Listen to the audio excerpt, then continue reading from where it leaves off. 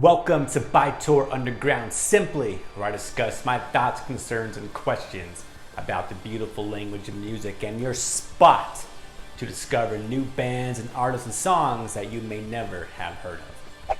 In this episode, I'm going to be discussing, do musicians care about the Grammys?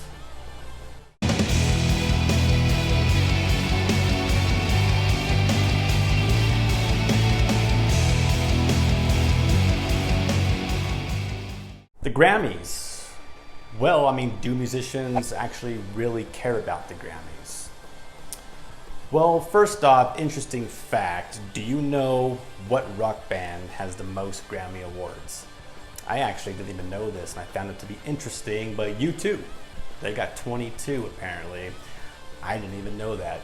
Really shows how much I pay attention to the Grammys. All right, for me, obviously being a musician, pursuing that as my career, I never once ever thought of, hey, I want to go win a Grammy.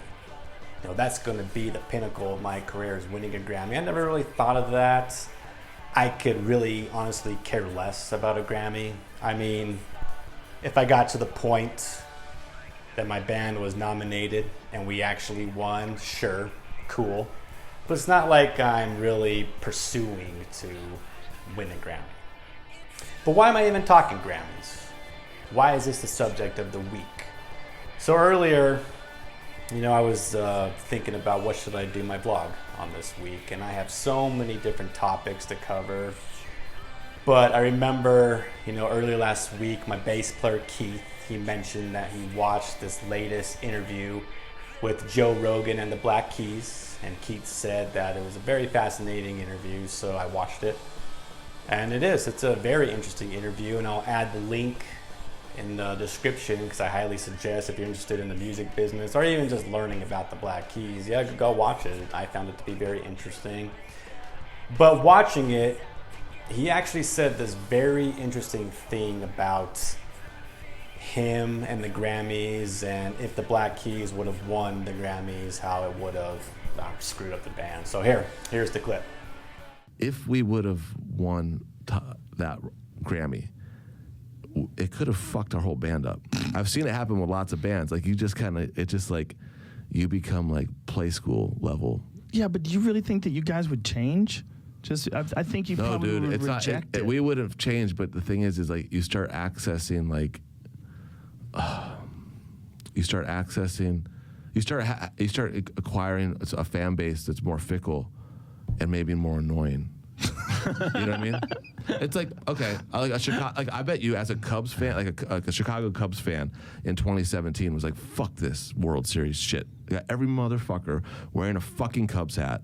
Do you know what I'm saying? Yes. And I know exactly what that would feel like. And it's probably the same thing. It's like someone's going in there to get shaving cream, and this band that used to play at like the fucking Casbah in San Diego is playing while they're checking out. Like, they're probably like, fuck this. Yeah, I felt that was a pretty interesting statement that Patrick made about if the Black Keys were to win a Grammy, that it possibly could have hurt his band. And as he put it, pick up a more fickle and annoying fan base. And also that sports analogy that he made about the Cubs. I could kind of see where he's coming from. Because when a team wins a championship, typically there'll be all these bandwagon fans that will stick with your team for maybe that year until the next championship team. So I could see what he means by that. And ultimately it got me thinking, like I said, does the Grammys even matter to musicians? Do they even want to win a Grammy? Does it even help? I'm sure it does. Obviously it does. Obviously, winning a Grammy, those artists can get a boost in sales, tons of exposure. But also in this interview, he was talking about that if you hear your song in a Walgreens, that should be a red flag. And it got me thinking too. I'm like, do you want to hit that level as a musician? Are the best careers out there in music are the bands and artists that kind of stick just below the mainstream, but high enough that people know of them, but kind of don't know of them, and it's your best kept secret type of a band? Do those type of bands have a long career? I mean, the one that I could think of, the obvious one to me is Rush. They've always been that. And actually, Rush has been nominated for 7 Grammys, but never won anything. It's not like they needed it. And we all know that the Grammys, I mean, do they really always choose the best artist? I mean, who knows?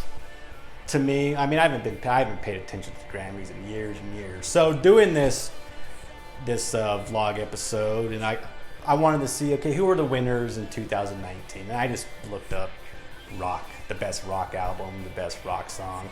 And the best rock song was this band called St. Vincent and their song Mass Abduction or whatever. I actually listened to it. My first thought was, this is rock.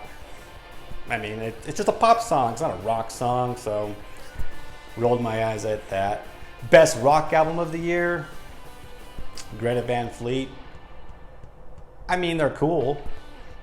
They got good sounding songs. I mean, they're rock, but the funny thing to me is, you know, Greta Van Fleet has a Grammy and Rush doesn't. And I mean, comparing those two bands, to me, it's no question. Rush is the better band. Always will be the better band.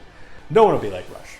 Yeah, so, I mean, like I said, do the Grammys really matter to musicians? To me, being a musician, nah, doesn't really matter. I'm not really looking or striving to win a Grammy. To me, having a large, loyal fan base that will support you for over 30 years, I mean, that right there is what I'm searching for. That would be my championship. And so I would love to hear what you guys think. Do you think musicians care about the Grammys? And you musicians out there watching this, do you care about the Grammys at all? I mean, if I actually won a Grammy, I would most likely be thinking what Eddie Vedder said when he won a Grammy. He said something like, I don't know what this is, I don't know what this means, and I don't think this means anything.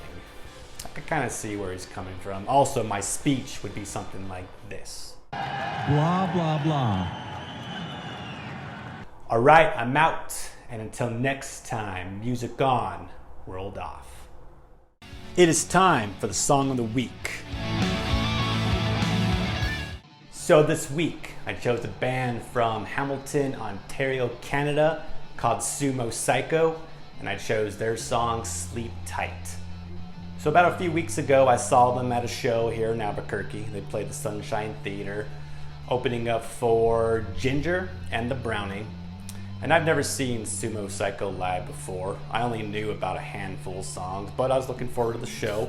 And once they hit the stage in about mid-set, I was like, dang, these guys are badass. The lead singer, Sky, she is out there killing it. She knows how to work the crowd great. And I was thoroughly impressed with their live set. And after the show, I went to their merch table and I actually met Sky, and really cool girl. And we actually exchanged Bytor, our stickers, and I gave her a Bytor sticker. She gave me a Sumo Cyco sticker. I got a shirt because they earned my respect from their killer live show. So if you never heard of Sumo Cyco, I would highly suggest checking them out.